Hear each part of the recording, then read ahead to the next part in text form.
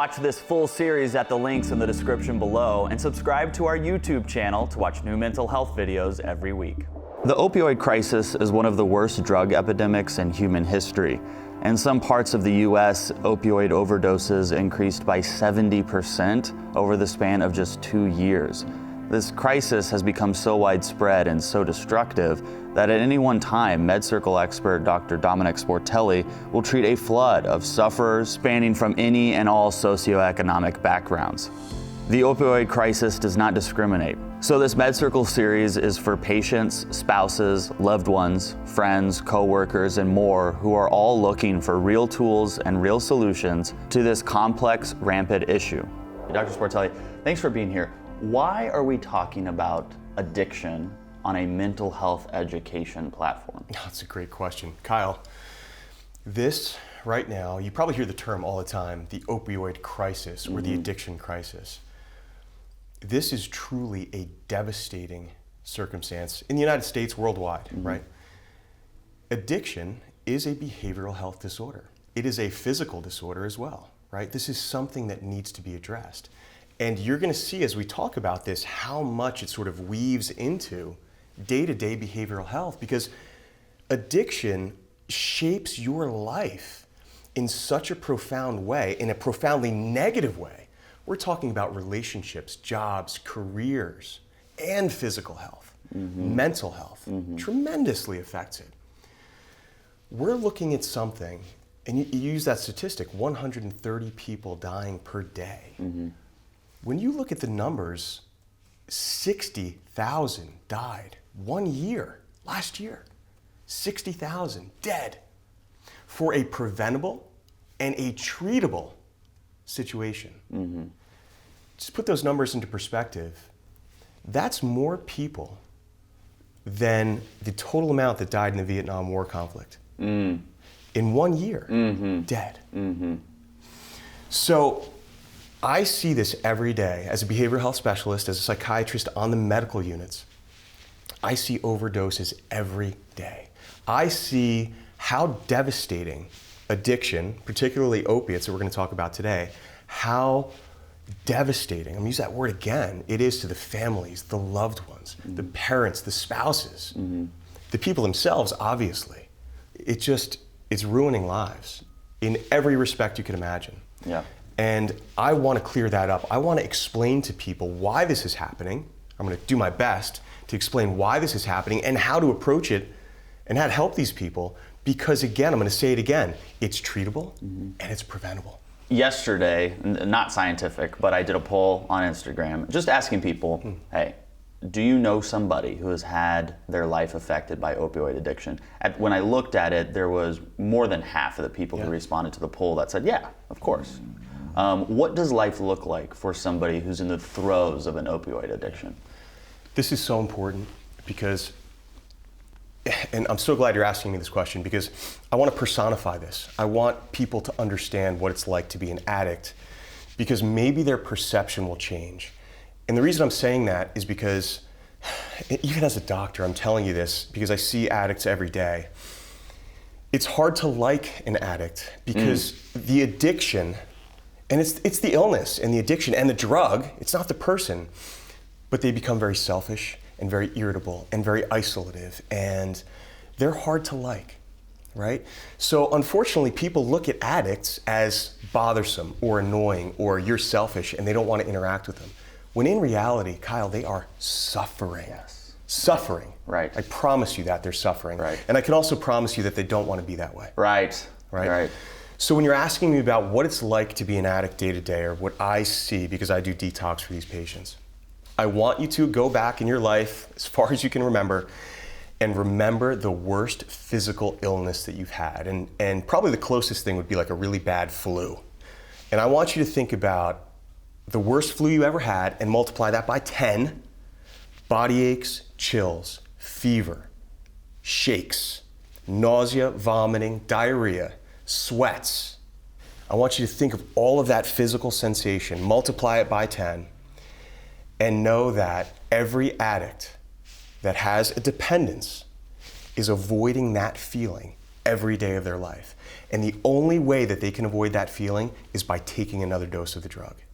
Well, that's a huge point you're saying, because I believe that most people think drug addicts, people who are using opioids outside of their doctor's instructions, are doing it to get high, to feel good. They're doing it to feel normal. Right. And not all of them, but when you're at that level of addiction, you're doing it just so you can wake up. You got it. And see, that's the very important thing about opioid addiction, is that it starts that way. It starts the way that you're talking about. You see, when you start taking an opiate, and we're going to talk about the neuroscience behind it and what it makes you feel and what happens in the brain, but when you take an opiate, you are flooded with euphoria and calm and just the most pleasurable, calm, warm feeling that you could ever imagine in some people, right? So it starts that way, right? But then what ends up happening is the brain adapts so quickly that you have to take more and more and more just to get that little bit of that euphoria that you initially had. And then over time, you are taking heroin, oxycodone, roxicodone, Percocets, whatever it is, just to feel the way you and I feel right now, normal, knowing that in 6 or 8 hours, I'm going to start getting nauseous and sweaty and feverish. I may throw up. I may get the chills. I'm going to get anxious. So you're fixated on how you are going to survive. It becomes survival at that point. Right? And there's a lot of neuroscience, and I'm really looking forward to getting into that and explaining to the viewers why the brain does this. But after a while, Kyle, you're just trying to feel normal. Trying to feel normal. But keep something in mind too. Remember that worst flu that you've ever had. But also knowing that there's just one little thing you can do, and it all goes away. Like that. Right? How do you not grab that thing that makes all your pain go away? That's why it's so hard. That's a good way to look at it. It's an honest way of looking at it. This topic is not just part of your job. It's touched you personally. Do you want to share any of that? Yeah, and I think that's important. And I share this with my clients and patients because I think it lets them feel a little more comfortable with me. But it also helps me in my practice. I've dealt with this in my immediate family, opioid addiction. So I grew up as a young child seeing this in family members. I saw the withdrawal. I saw all of the negative aspects of it with regard to the social trauma, the mood swings and the manipulation and the lies and the theft and the begging and pleading and the disappearing and the worry by the family. And you saw all this as a child? As a child. I saw it as a child. Not to be your therapist, but how do you feel that affected you? It scared me. It scared me. I think that, I'm going to be honest with you, I think it scared me in a way. If I could take anything positive from it, I think it kept me away from things like that, like those sort of medicines, because I saw how devastating it was in my own family. And the other positive is that I feel that I'm incredibly empathetic to people that are going through it. Because when I talk to these people, addicts, again, they're hard. They're hard personalities to deal with because they're so buried in this addiction. And it's not that it's not that their true personality is difficult to deal with. It's the personality that's been hijacked by the addiction. You got it. It's not like that, because I've seen people addicted to stuff, and I have separated it. When they're lashing out or going crazy, I go, this is not the person talking. This is their addiction talking. Because otherwise, I'll just get too angry at them. You're lucky that you can do that, and you have to do that. And part of this series too, and when we get to this, I think this is very important. And I'll even say it now: if you're going to get angry as a family member or loved one, get angry at the disease. Don't get angry at the person. Blame the disease, don't blame the person. They're getting enough blame, and it's not going to help anything. Trust me. When it comes to recovery, it's just not going to help. It truly is a disease. This series on opioid addiction in its entirety can be accessed at MedCircle.com. One of the great episodes in this series is when Dr. Sportelli goes through and actually brings all the definitions to the slang terms of drugs, whether it's the name of the drug, the amount of the drug, how they're paying for the drug, all of those slang terms that unless you're, in that environment, you would never know. So that is incredibly critical for parents. It's incredibly critical for loved ones who has somebody in their life with the addiction. And I want to give a sneak peek of the series for our viewers watching this premiere right now. So take a look at this. I feel like at this point in my career, I've seen this so much that when someone starts telling me their story of addiction, I feel like I can stop them. You're like, I know where this goes. And I can provide the timeline. Yep. And this is the timeline that I'm going to tell you. Yep. They were prescribed an opiate because they had some sort of surgery or they got something done. They used it for a while and they ran out. They became addicted. They started buying the pills illicitly on the street. That became way too expensive. Someone said, why are you paying $10 a pill for a Percocet when you can get a whole bag of heroin for 10 bucks? Then they start inhaling it, and then someone says, what are you inhaling it for? You can't get high anymore because it's not giving you that buzz. You got to inject it. So then they go to injection. That's the progression. That is a really big thing for people to hear, especially parents, and here's why. Because you have seen so many people go down this line, and that is the projection. That's it. Denial, I believe, is perhaps the human's strongest ability. Defense, right? Defense. Yeah. And so many parents and so many people supporting or enabling somebody with drug addiction will say, well, they were prescribed for it. Mm-hmm. Well, they won't, my kid won't go down that line. My kid, it's what happens. Yeah. It does not discriminate. It doesn't care if you were really a great parent or if they were an honor roll or if they were the baseball star. If you are seeing your child progress in that line, we know where it ends. It ends with the needle in their arm with heroin. And I've seen it literally hundreds of times. What demographics are mostly affected by opioid addiction? I think it's so important for viewers to understand something. Whether you are a caregiver, loved one, or someone that's watching this that knows they have a problem right now and feels very isolated and alone and scared, mm-hmm. I want them to know that when I do detox, in one hospital bed, I will have an 18-year-old honor student. In another bed, I will have a 55-year-old attorney. In another bed, I will have a homeless heroin addict that lives under a bridge. Mm-hmm. So my point is, it doesn't discriminate. Mm-hmm. And at this point, in this crisis, no one is immune. However, when we look at statistics, right, you do see that lower socioeconomic status leads to more risk, and you see a little bit more in those populations, mm-hmm. right? So that's for sure. But I'm telling you, Kyle, you see this across the lifespan, from adolescence to late adulthood, mm-hmm. and in just about every walk of life. I want to talk about something that we briefly mentioned yesterday off camera. You mentioned that about 50%, you'll correct me, but about 50% of the people who try an opioid, half of them will really love it and go, whoa, I want more of this. And the other half will go, I mean, that was fine, I guess, but they won't have that second thought. Can you talk about that? Because that was fascinating to me. So, and that's where we know for sure. And that's why we call this a disease. That's why we call this a medical disease. Because when you are using substances like opiates, you are rewiring your neurochemistry, the systems of reward and impulse control and happiness. And you're rewiring your brain in such a way that has long-term effects in your brain. Mm-hmm. This is a real medical thing that's happening. This is neuroscience. So we know that there are people that are more prone to becoming addicted genetically.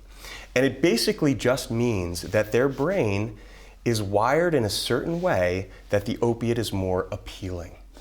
Right? So when we look at genetic studies, if you have a parent with an opioid addiction, you are 8 times more likely to have an opioid addictive personality. Whoa, right? 8 times. So 8 times, right?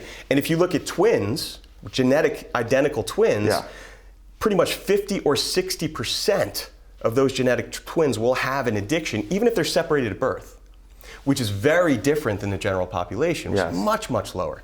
So we know that there's this genetic neuroscientific component to how that drug affects you. So here's the difference. I talk to people that will go to the dentist and they'll have a tooth pulled and they'll get some Percocet, which is an opiate, right?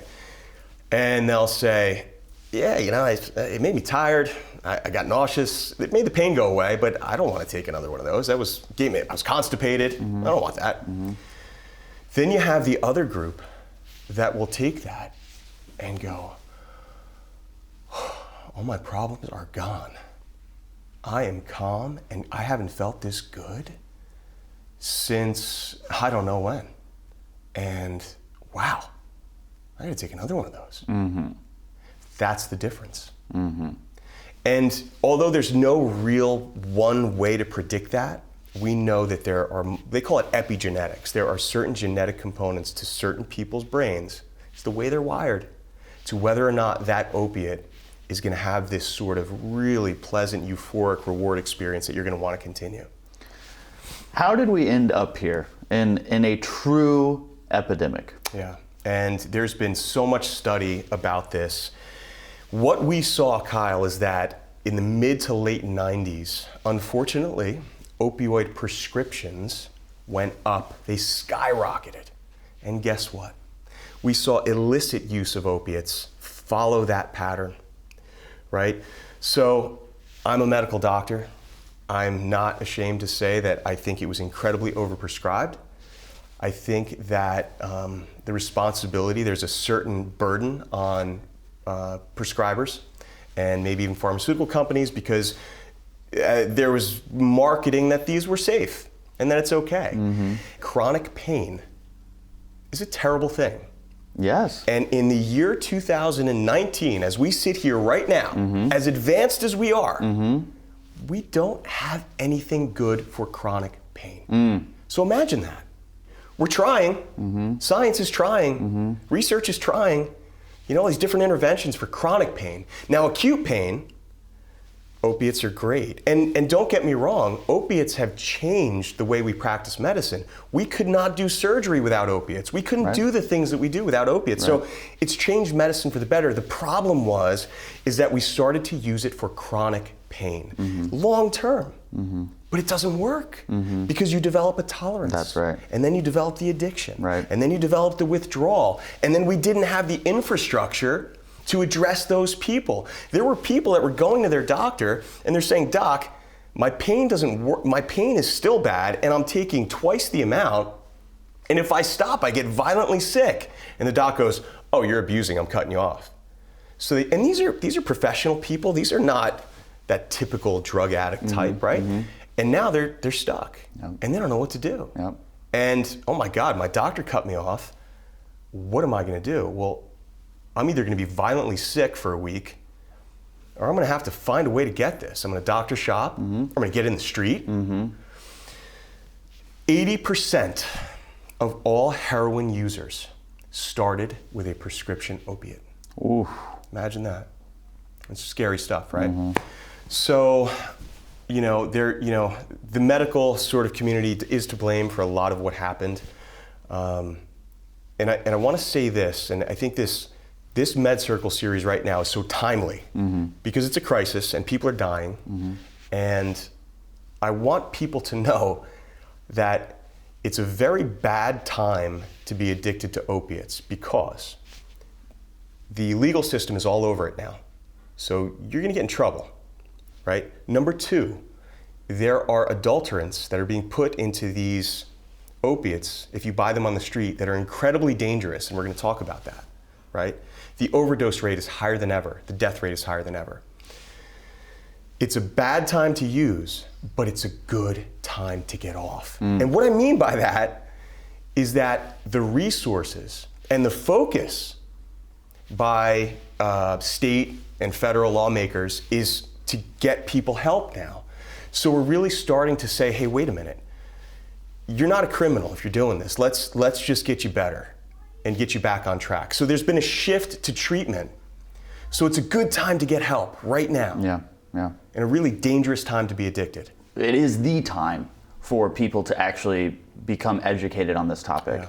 And I'm not talking about people abusing drugs or addicted to drugs. I'm talking about the people in the lives of other addicts or drug users. It is now their time to understand what's going on, to really understand what's going on, to understand what they can do and what they cannot do, and how they can protect themselves as well. Because drug addiction does not just affect the user, it affects everybody in their circle. I do want to share this story real quick. I have Crohn's disease. I had surgery in 2005 for it. The amount of painkillers I was prescribed, hundreds and hundreds. I bet. And now that would never happen.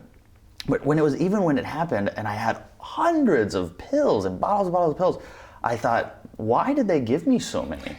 Because I was like, I'm not going to use all of this. Why did they give me this many pills? So I could easily see if you are one of those people who take it and have that reaction of this is amazing, rather than one of those people who take it and go, that didn't really do anything for me. And then you have access to hundreds of them.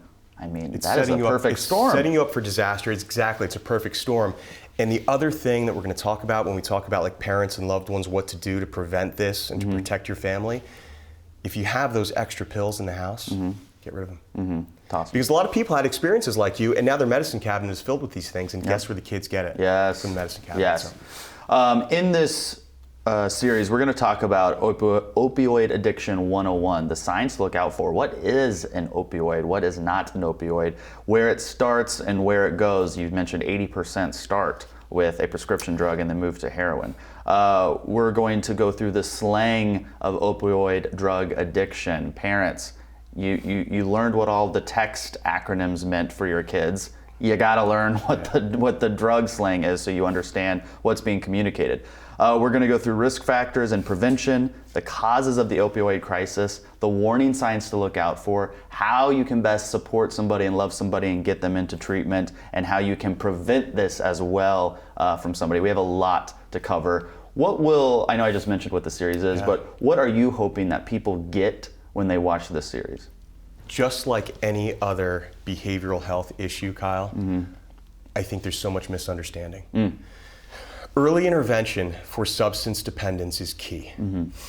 If you are a loved one, I want you to know the signs. I want you to jump in early and get these individuals help. I want you to know how to take those steps to get help, because that's going to change everything. I just want people to be educated and be aware, because that's going to change the outcome. I'm telling you this, Kyle, I'm going to say something, and this may sound harsh, but if you are using opiates, or if your child is using opiates, or if your loved one is using opiates, you are going to end up in jail or dead.